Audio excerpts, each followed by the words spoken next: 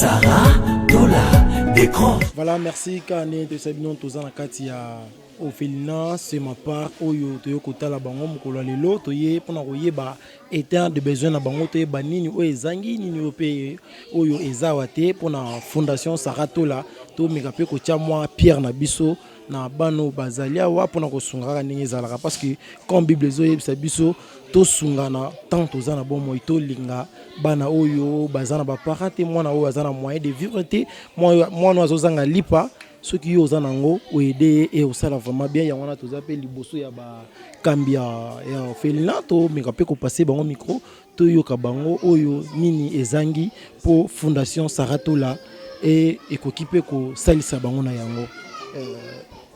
Bonjour papa. Oui, bonjour mon frère. Se présenter là na bandeko bazolanda yo ba meka koyeba au PCP ba détail mambo ya Felina. Moi, je réponds au nom de pasteur Shadrach Itoku. Je suis le secrétaire général de cet orphelinat. Orphelinat, ils ont mis la commune. Nous sommes plus précisément sur l'avenue Boma numéro 72, quartier Inga, dans la commune de Selembao. Donc, merci papa. Fondation Sarah Tola toye lelo ko sala bino visite pour toye baraka état de besoin na bino et lo ni nyango oyo ekozala ezo zanga na orphelinat c'est ma part. Topamboli d'abord Fondation Sarah Tola ndenge basali descente pour na kotuna biso ba difficulté to ko sanango na kati na orphelinat c'est ma part. Donc premièrement na kati na orphelinat c'est ma part en ce qui concerne le nombre des enfants tous en a 89 orphelins de pères et de mères plus les 7 bébés qui prennent des laits nutritionnels. Bon, n'a pas besoin oyo etungisaka biso makasi entre autres ya liboso eza mai. Na contrôle nous surtout tozali ya Selemba oyo pompe à régie des eaux ezate. Donc tu dépenses au moins chaque jour 100 000 francs congolais pour na au moins 150 bidons d'eau.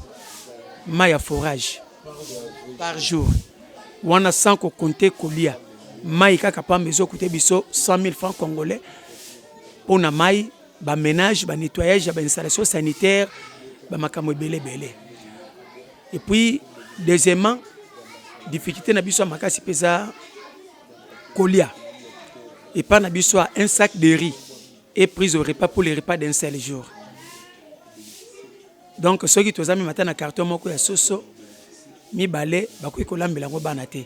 Po balambela ba noyo bazwa mi matasi ko moi ze ya soso na maboko.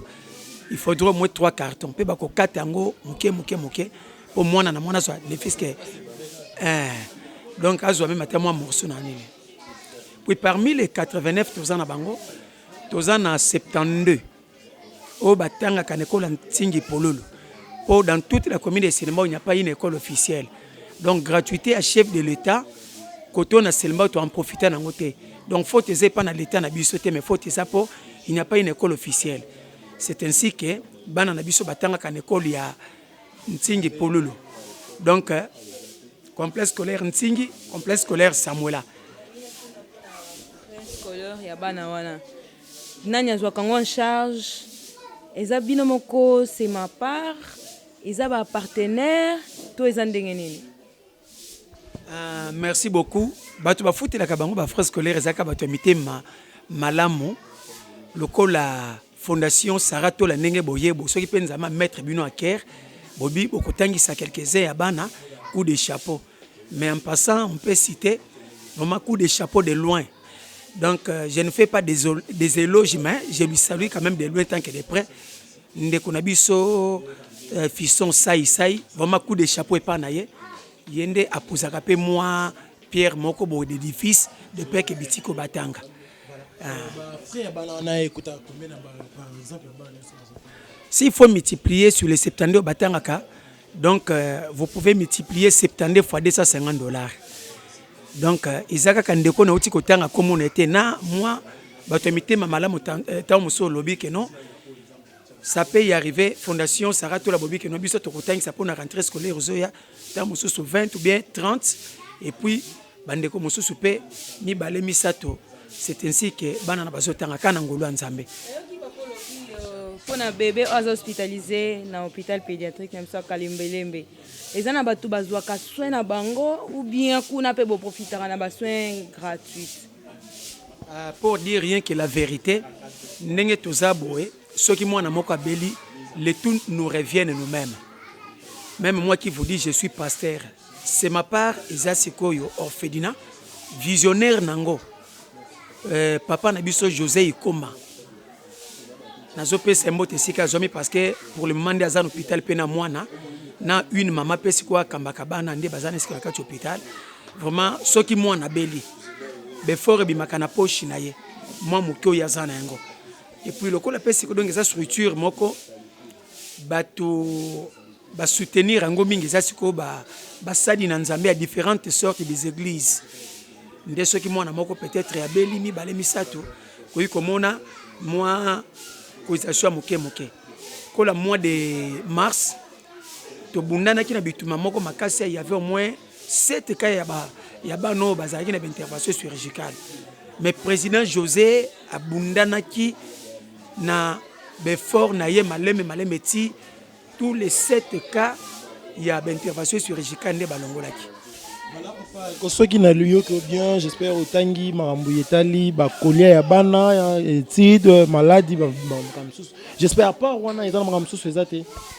Bon, à part cela, tozo senga kaka po apé toza locataire, toza ba locataire.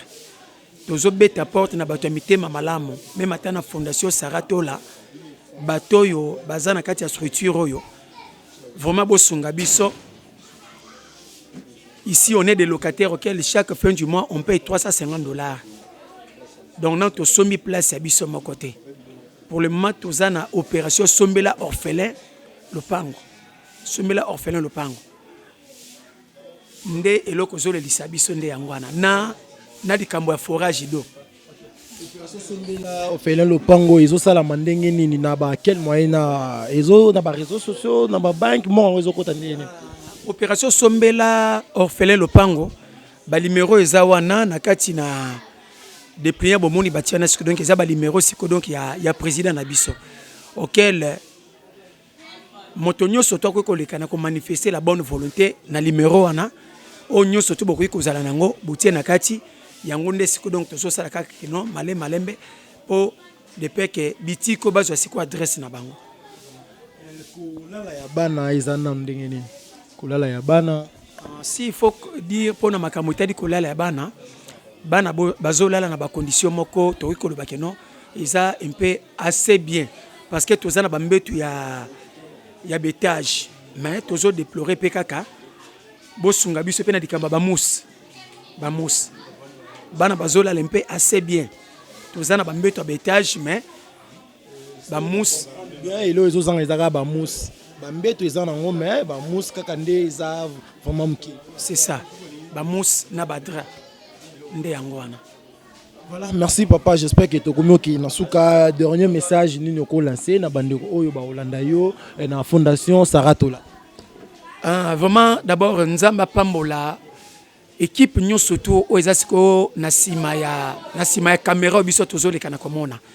Donc ba fondateur ya fondation Saratola Nzamba, fondatrice ya fondation Nzambe d'abord à Pambola na batu nyonso to yazo travailler na bango donc na équipe na Nzamba Pambola bango Nzamba pesa bango ebele de peke to ebiki no soki Nzamba Pamboli fondation Saratola bitiko pe bakozwa survie Nzamba Pambola bango bokende liboso puis na bande ko nyonso tout pe bakolanda siko pe émission de loin ta que de près.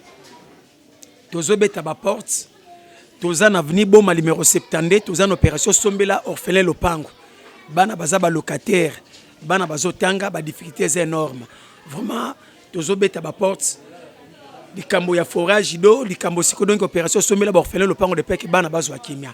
Pour citer que ceux-là. Vraiment te remercier bino makasi. Voilà, merci bandeko balanda biso vraiment bino bolandi biso bozui libako kolanda biso boyoki ndenge papa lobi.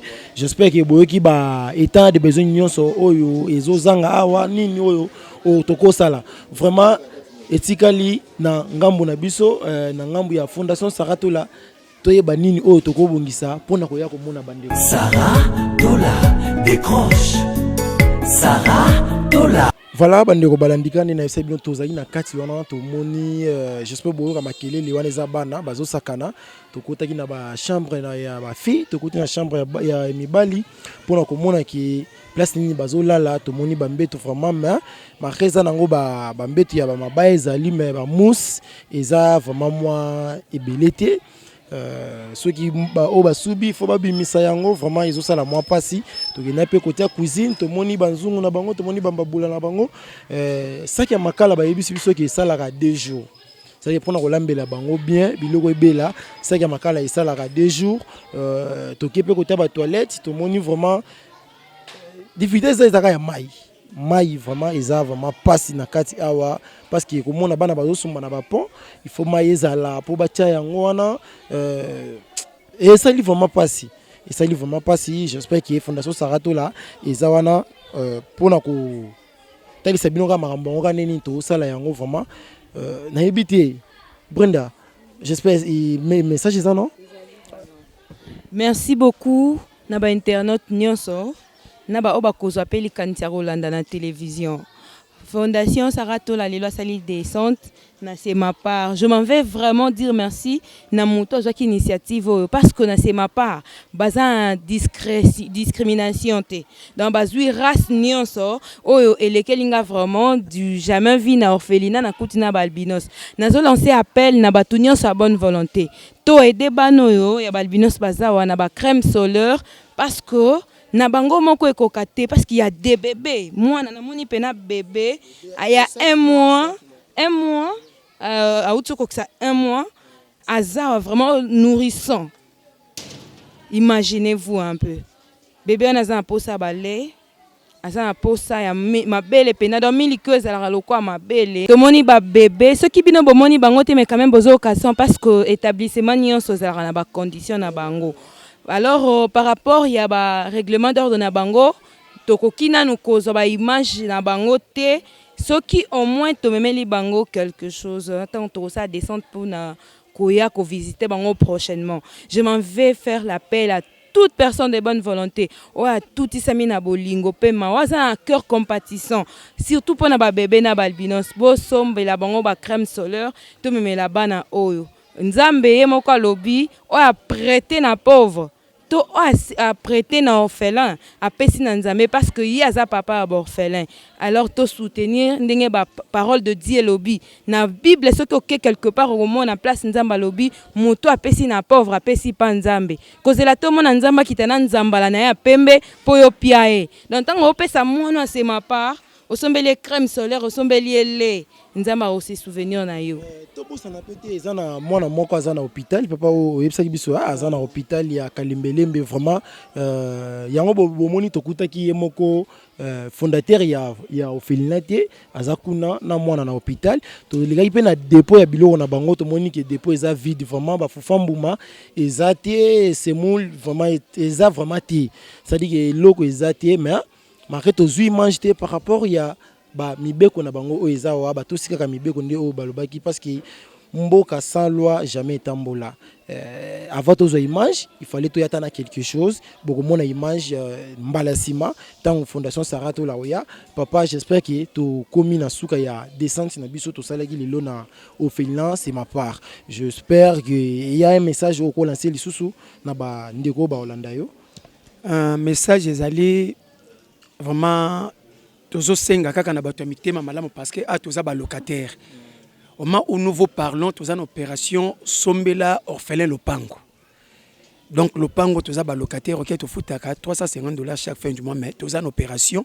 toyokana ki déjà na bakolo lopango OK bazo senga biso $68,000 fallait siko que notre pesa po lopango tika la siko ya bana nde to lancer ah place bozali ici ka tozali awa nde bato mitema malamu o baza na kati ya fondation Sarato la vraiment nzamba sunga bino de peke to ebike non na nzela na bino peke non nzamba ko sala en sorte que non lopango pe comme orphelin na ndenge na vraiment de loin tant que de près nzamba pambola bino na makanisa malamu bino bozui pona ko sala d'abord descente pona ko tala na boy ba difficulté ni bana bazo recourir na yango Merci. Merci na bandeko nyonso balandi biso, merci na fondatrice ya fondation Saratola, merci na maman Saratola, merci na bandeko nyonso, merci na Gucci Sinda derrière la caméra, Brenda j'espère to sugino ya parole les até. Voilà, merci tout le monde ni bongo mbale ya sima tangu tokoya na Ophelina, c'est ma part. Merci papa. Ah, merci à vous, c'est nous qui vous remercions quand même. Merci.